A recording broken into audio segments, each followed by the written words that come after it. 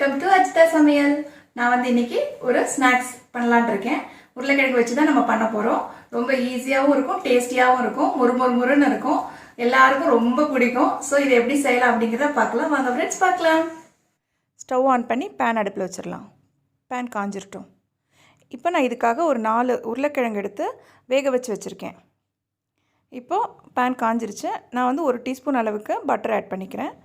Oil கூட போட்டுக்கலாம், butter தான் போடணுன்னு இல்லை, ஆயில் கூட போட்டுக்கலாம். இப்போ ஆயில் நல்லா மெல்ட் ஆகிடுச்சு. இப்போ நான் வந்து ஒரு 10 பல் பூண்டு எடுத்து குட்டி குட்டியாக நறுக்கி வச்சுருந்தேன். அதையும் இதில் ஆட் பண்ணிக்கலாம்.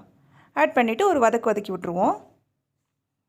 வதக்கினதுக்கப்புறமா நான் ஒரு 1/2 டீஸ்பூன் அளவுக்கு சில்லி ஃப்ளேக்ஸ் ஆட் பண்ணிக்கிறேன்.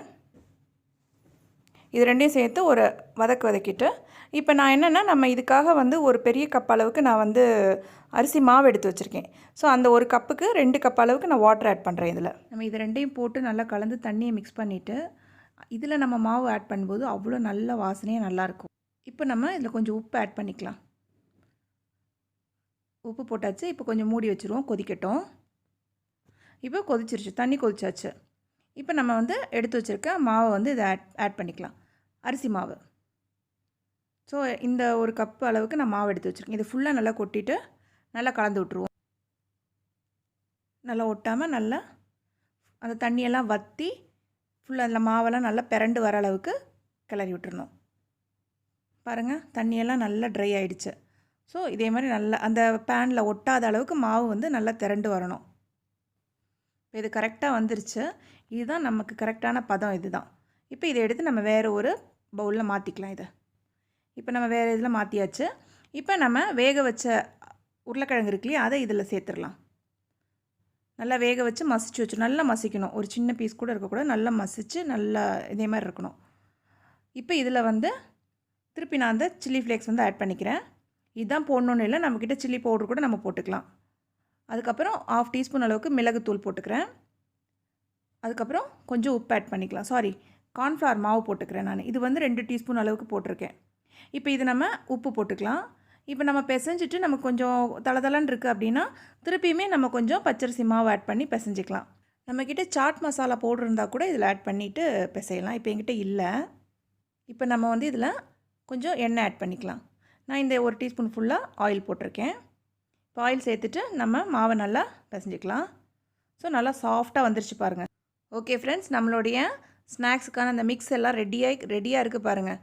ஸோ இப்போ நம்மளுடைய பொட்டேட்டோ பைட்ஸை வந்து போட ஆரம்பிச்சிடலாம். இப்போ நான் இந்த மாவு வந்து 3 பார்ட்டாக பிரித்து எடுத்துக்கிறேன்.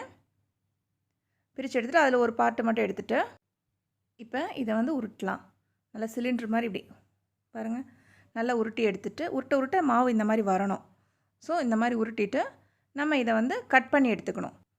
இப்போ இதை வந்து இங்கே பாருங்கள், இந்த சைஸுக்கு இப்போ நான் கட் பண்ணியிருக்கேன் இல்லையா, இந்த அளவுக்கு கட் பண்ணி லைட்டாக இந்த மாதிரி அமுக்கி, ரொம்ப ப்ரெஸ் பண்ண வேண்டாம், லைட்டாக இந்த அளவுக்கு ஒரு சிலிண்டர் ஷேப்க்கு இந்த அளவுக்கு கொண்டு வந்து வச்சுக்க வேண்டியதான். இதே போல் எல்லாத்தையும் நம்ம போட்டு எடுத்துடலாம். ஓகே, இப்போ வந்து நம்மளுடைய பொட்டேட்டோ பைட் செய்ய ஆரம்பிச்சிடலாம். இப்போ இந்த பேன் வந்து சூடாயிட்டோம். இப்போ பேன் வந்து காஞ்சிருச்சு. நம்ம வந்து ஆயில் ஊற்றிக்கலாம். நம்ம வறுக்கிறதுக்கு எவ்வளோ எண்ணெய் வேணுமோ அந்த அளவுக்கு எண்ணெய் இதில் ஊற்றிக்க வேண்டியதான். இப்போ நம்ம எண்ணெய் ஊற்றியாச்சு. எண்ணெய் வந்து நல்லா சூடாகணும். ஸோ எண்ணெய் காயட்டும். இப்போ நம்மளுடைய பொட்டேட்டோ பைட்ஸ் எல்லாமே நான் போட்டு எடுத்து வச்சுருக்கேன். இங்கே பாருங்கள், இந்த ஷேப்பில் இந்த சைஸில் நம்ம போட்டால் போதும். ஓகே ஃப்ரெண்ட்ஸ், நம்மளுடைய எண்ணெய் சூடாயிடுச்சு. இப்போ நம்ம ஒவ்வொன்றா போட்டு எடுத்துடலாம். இதில் நம்மளுடைய இந்த பொட்டேட்டோ பைட் செய்கிறதுக்கு பார்த்திங்கன்னா ஒரு பேஸ்ட் ஒன்று ரெடி பண்ணி அதுக்கப்புறம் பிரெட் க்ரம்ஸ்லாம் இருக்கும். ஸோ இதில் முக்கி எல்லாம் பண்ணி அதில் போட்டு தான் எடுப்பாங்க. ஸோ நம்ம அது எதுவுமே பண்ணலை, சும்மா அழகாக செஞ்சு இதை போட்டிருக்கோம். எல்லாம் பாருங்கள், நல்லா முறிஞ்சு அழகாக வந்துருச்சு. நல்லா அப்படியே கோல்டன் ப்ரௌன் கலரில் அப்படியே அழகாக இருக்குது பாருங்கள். நம்ம பொட்டேட்டோ பைட்ஸை போட்டதுக்கப்புறமா ஸ்டவ்வை வந்து சிம்மில் தான் வச்சுருக்கணும். அப்போ தான் வந்து கரெக்டாக வரும், இல்லைன்னா கருகிடும். பாருங்கள், நம்மளுடைய பொட்டேட்டோ பைட்ஸ் எவ்வளோ அழகாக வந்திருக்கு பாருங்கள். சூப்பராக இருக்குது பாருங்கள். இது அவ்வளோ டேஸ்ட்டாக நல்லாயிருக்கும். இதை மிஸ் பண்ணிடாதீங்க, நல்லாயிருக்கும், செஞ்சு பாருங்கள். இப்போ இது என்னென்னா, நான் இப்போ நம்ம போட்டோம் இல்லையா, அதில் கொஞ்சம் மாவு எடுத்து நான் வந்து இதை வந்து ஸ்டோர் பண்ணி வச்சுருவேன். இதை வந்து அது வந்து கார்ன்ஃப்ளவர் மாவு. அதில் சும்மா எல்லாத்துலேயும் பிரட்டி இந்த மாதிரி ஒரு பாக்ஸ் எடுத்து அதில் எல்லாத்தையும் எடுத்து வச்சுருவேன். இது வந்து எனக்கு ஒரு டைம் போடுற அளவுக்கு தான் இருக்கும். நான் ரொம்ப நாளில் ஃப்ரிட்ஜில் எதையுமே வைக்க மாட்டேன். இது சும்மா இன்றைக்கி நாளைக்கு இல்லைன்னா நாளை மறுநாள் அவ்வளோதான். ஸோ ஈவினிங் நான் போட்டு எடுத்துருவேன். அதுக்காக நான் ரெடி பண்ணி வச்சுருக்கேன்.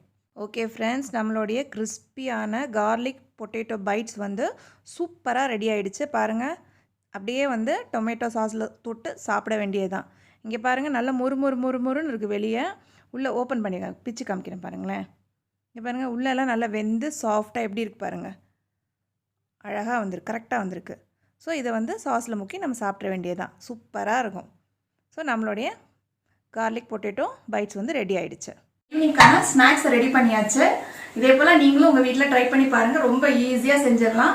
உங்களுக்கு இந்த வீடியோ பிடிச்சிருந்துச்சுன்னா லைக் பண்ணுங்கள், ஷேர் பண்ணுங்கள், சப்ஸ்கிரைப் பண்ணுங்கள், பக்கத்தில் இருக்க பெல் ஐக்கானை கிளிக் பண்ணுங்கள் friends. Okay, bye, see you.